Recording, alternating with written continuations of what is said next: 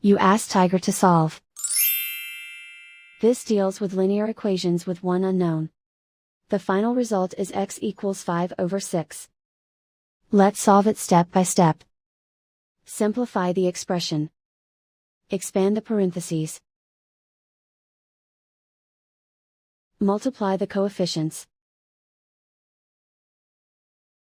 Simplify the arithmetic. Group like terms.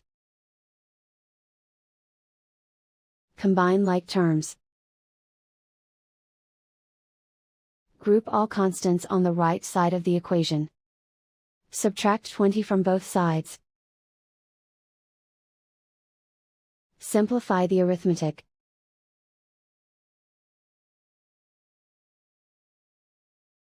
Isolate the x.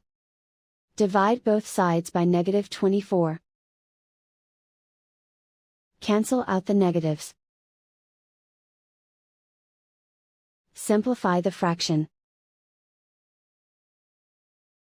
Cancel out the negatives. Find the greatest common factor of the numerator and denominator. Factor out and cancel the greatest common factor. And so the final result is x equals 5/6.